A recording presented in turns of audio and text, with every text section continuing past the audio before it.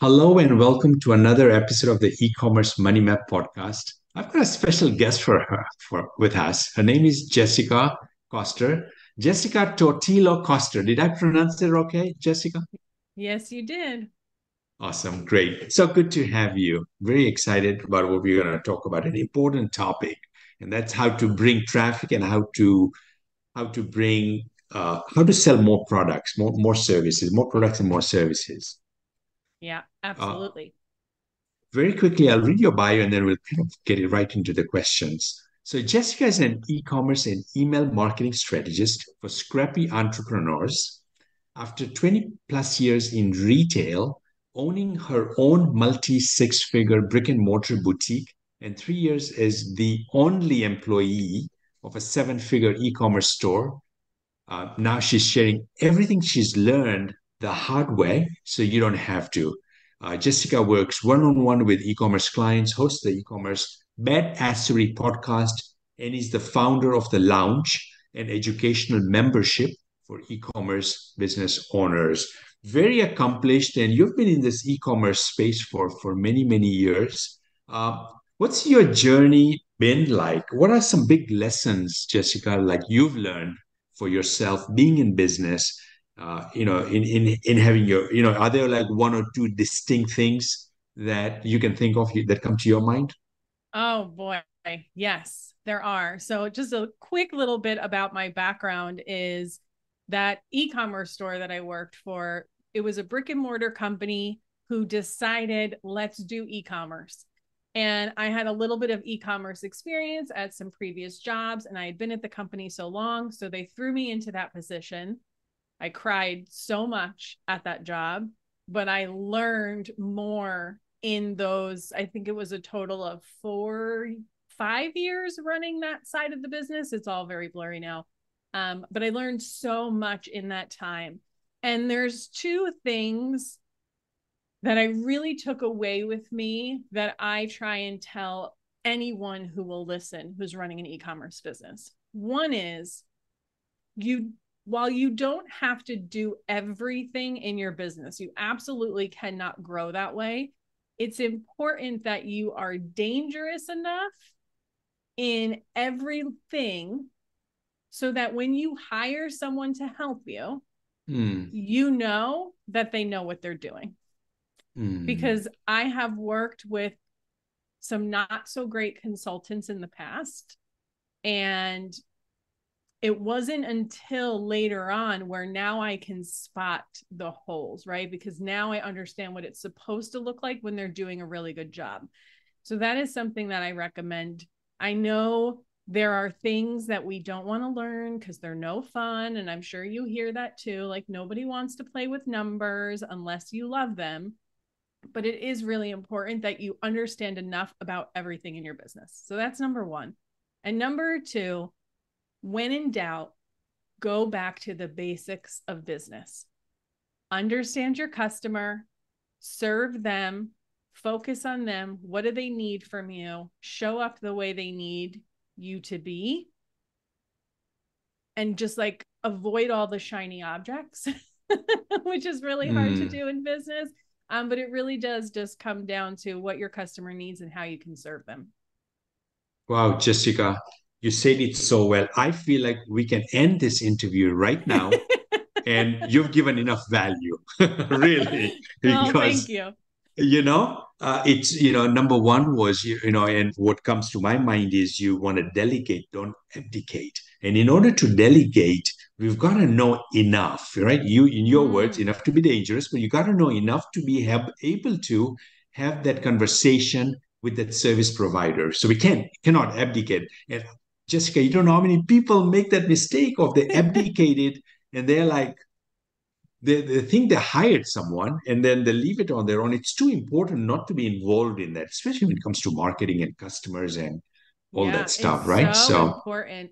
And I have seen, I see this sometimes happens in the financial space. No offense, Celine, but hmm, people will kind of, and it's not necessarily with like the day-to-day bookkeeping and accounting, but like they'll bring on like a fractional CMO, mm-hmm, um, mm-hmm, right? And that's the wrong CFO, wrong acronym.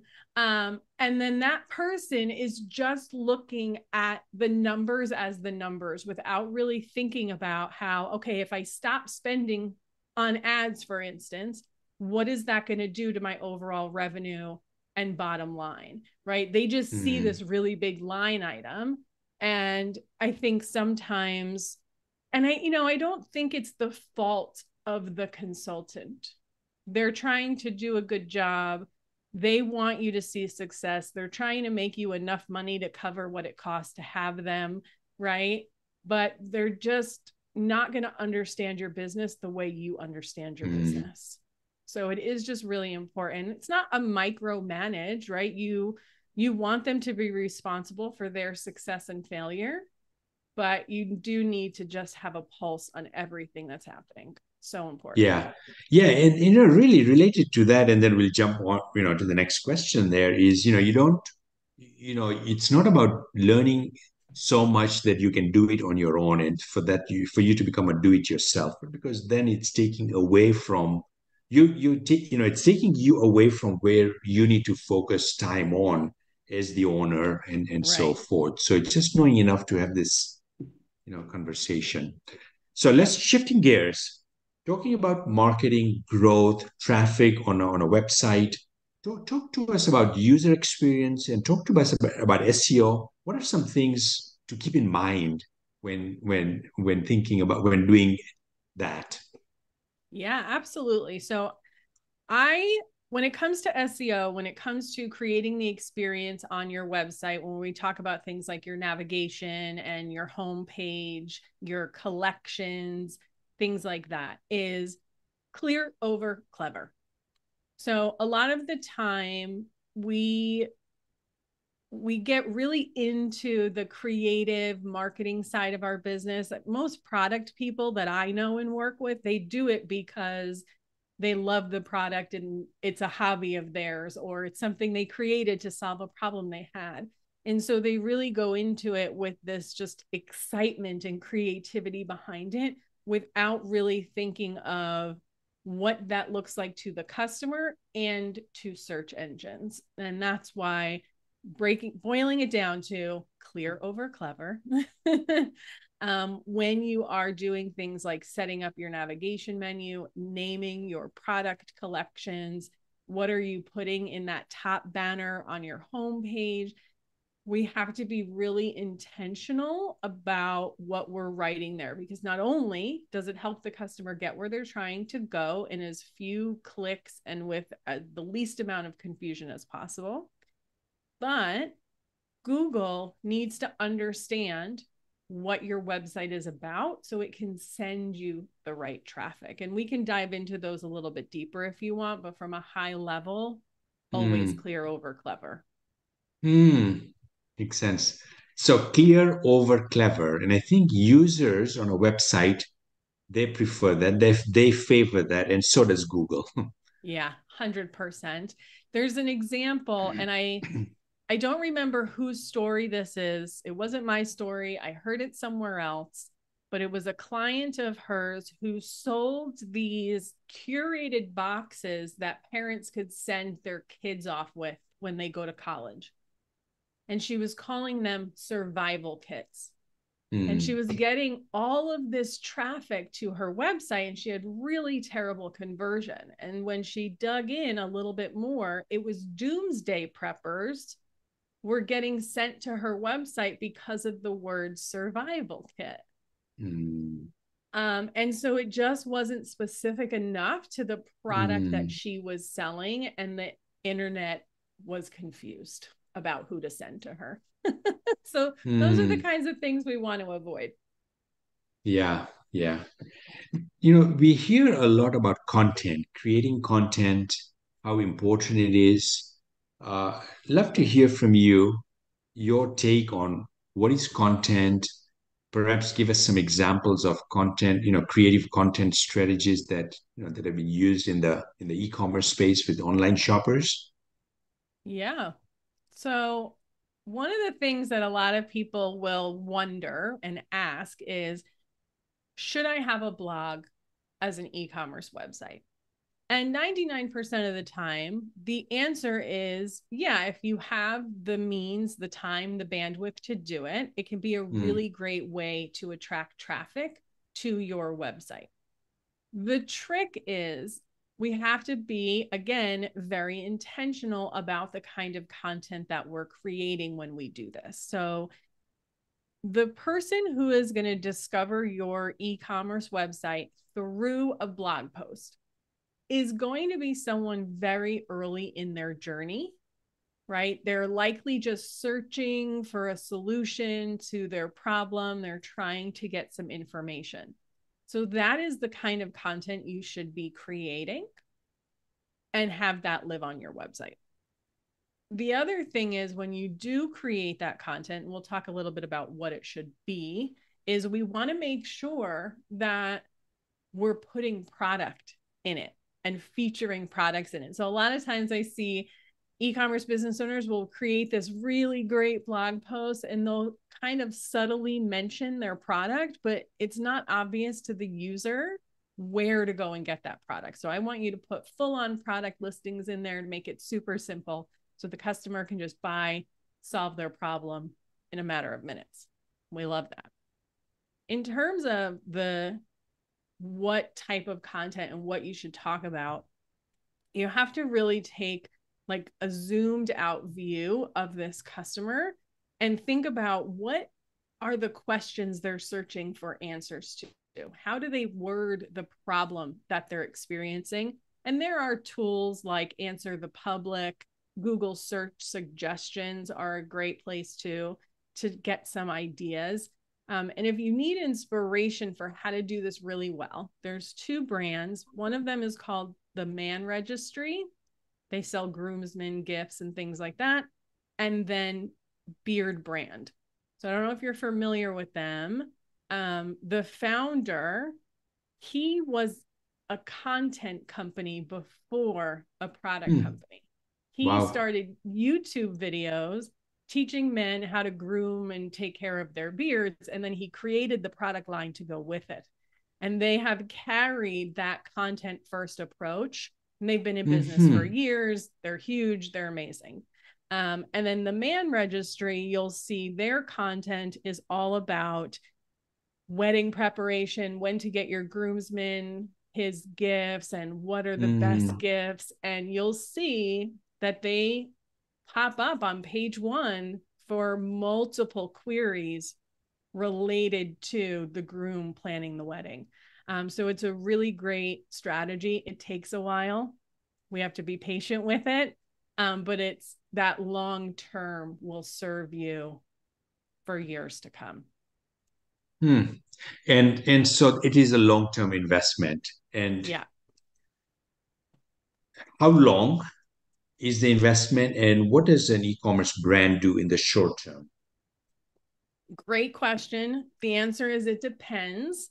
So the longer you've been in business and the longer your website has existed before you create the content, the faster it will start to rank because you already have a reputation with Google. So for instance, I worked with a client, this was really early on in my business. We did some SEO optimization to her site. She had her URL, I want to say somewhere around 3 to 5 years. In 3 months, she started popping up on page 1 for her keywords. If you're starting brand new, it's going to be a minimum 6 months, maybe a year. So it can feel like you're not making any progress, but you do just have to be patient. In terms of in the short term, I will typically tell or ask people, do you have more time or do you have more money? You can grow organically, but it's really slow. Posting on social media, right? Trying to collaborate with other small businesses, which is one of my favorite ways to get in front of new audiences and get traffic, but it can be slow. If you have proven product market fit, you may just want to throw some money behind it with ads. You know, it's tricky because ads are going to amplify what is already happening in your business, good or bad. Mm, right? So ads don't fix a bad product, bad marketing, bad customer experience. mm, But if all of that is dialed in and you know the customer exists, you just need to get in mm, front of them, mm, and ads can really amplify that. So, you know, I used to, it's amazing how over the years working with so many e-commerce business owners, I used to kind of stay away from ads because it is pretty easy to do them wrong. I mean, a lot of people lose a lot of money on them and it happens. But I think if you can find the right person to support you, now I'm like, start them right away. Even if it's just for lead generation, get them on your email list, sell them in the email because, you know, we just don't have time to be doing this so slowly. mm, mm, Right? Like you still need all that other stuff. It's like you don't not do SEO because it takes a long time, but like let's do some other things to get you boosted up mm, faster. Yeah. mm, mm. What are some misconceptions about SEO? Small businesses think SEO is not for them. They Mm, right? It's an acronym, it's a scary word, it sounds super fancy and technical, and they think it's only for the big guys. mm, And that couldn't be further from the truth. You know, like I mentioned, the client that I worked with, she had this Shopify site for a few years. She basically had zero traffic. All of her business came through Etsy. She just never really focused on it. She was like, I really need to build up this part of the business. I don't want to be reliant on Etsy. If my store gets shut down, like we're screwed. So what do we do? And so we really did focus on the SEO piece because she didn't have time to be posting on Instagram every day and doing all of that. So it absolutely can work for the small guys too. And it's not as hard as it sounds. So the way I like to position it for people is SEO is just a partnership between you and the search engines. You have mm, the same goal, right? Get the perfect customer to the perfect product in as few clicks as possible. So SEO is just your way of being like, hey, Google, when someone is searching for this, I have what they need. Please send them here. mm. And that's all it is. That's the most simplified version of it, which is great. Yeah. Yeah. This is so good. I've got a few more minutes, and one of the things I wanted to really kind of get your perspective on, looking at your own website, is that you're not necessarily politically correct. You're not trying to be politically correct. You're not trying to conform with the languaging you're using. Yeah. Um, Talk to us about that. How important is that to kind of be yourself? Yeah. I know. I mean, I think we've all heard again and again, just be authentic, right? And it's like, Yeah, well, I oh didn't my want to use gosh. that word. Yes, I know. And you start to hate it, right? Yeah. But there's a reason why we talk about it all the time, and because it's true. And so when I started this business, I actually, it was probably when I started my podcast. So I have a potty mouth. I use profanity a lot. I always have. When I was a teenager, someone told my mom, like, oh, I heard your daughter cursing. She was on the phone at the deli. There was a deli across the street from where I Hmm. lived. And my mom was like, why don't you mind your business? And then she came home and yelled at me. Hmm. But anyway, so that's just who I am, and I've always been that way. And so when I recorded my podcast intro, there is a curse in it. And it wasn't even intentional. That's Hmm. literally just the way that I talk. Hmm. And I remember playing it for my mom. Mind you, I'm a grown woman. I don't know if anyone's going to see this video, but I'm in my 40s and it's still, it's my mom. Anyway, so she's listening to it and Hmm. she's like, oh my God, I love it. And I said, I knew Hmm. you were going to say that, but here's the thing. If someone is offended by profanity, they are Hmm. not going to want to work with me or learn from me. Hmm. So I can't worry about that. Mm. And I only know how to be myself. And it makes marketing your business so much easier when Yeah. you are not trying to fit into the box or the mold that you Right. think your Right. customers need you to be. Yeah. Now, that is not to say that you need to go out and be controversial and take a stand on everything that's happening in our world. You don't have to do that to be authentic. There's still, you can tread the line a little bit. And there are, I have clients who are in certain parts of the country. And so, they just don't get involved. And that's okay. But I think what's important is it's okay to repel people. Mm. The more you're able to repel someone, the more you're able to attract someone else who really loves you as a human and what you stand for and how you talk and what your business is like and all of that. And I think it just comes from a place of fear and scarcity. Like, Mm. oh, if Mm. I piss people off and then I can't reach as many people and they're not going to want to buy from me. And I get it because I've gone through all of this myself. I think now I'm just old and don't care as much.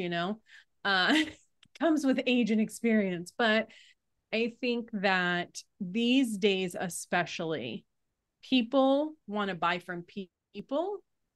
They want to, they vote with their dollars. And so they want to give their money to people that they like.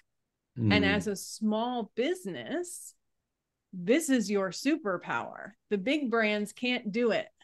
Target can't do it. Amazon kind of does it because everyone knows who Jeff Bezos is and they either love him or hate him, right? Same thing um, with a lot of those big guys now. Like they all have personal brands too, right? We know who they are. So that's a very long-winded way of saying that you don't have to be everything to everyone. And if Mm. you try to be, you end up being no one to no one. Yeah. Yeah. Yeah. Yeah. And what I would add to that, that was amazing what you shared. From a mindset standpoint, I think the entrepreneur, the owner, you want to be bold, you want to be courageous, you want to be audacious when it comes to, not being fearful, Yeah. saying what you stand for. And I think that's an important aspect of showing up, how we show up. It's having that mindset, and then showing up in that way. Yeah. And it Uh, takes time. It's hard. I mean, when I was working at my previous day job, that was when the pandemic hit. And as a brand, we had a pretty tongue in cheek voice. And we used a lot of humor. And at that time, it was like, oh my gosh, wait a second. How do we show up and be us without offending people? And it was mm, different too because they were a mid-sized corporate company and there's the powers mm, that be and the man who signs my paychecks and right. So it was really an awkward place and stressful place to be in. And luckily we had the group to kind of navigate it, but ultimately we blended them together, right? Like we weren't going to stop being us, but we did want to acknowledge that we understood that mm. everyone was going through a really tough time right now. And I think you can do both. Oh, amazing, Jessica. This has been so good. Um, as we finish off, what's the best way for folks to reach out to you?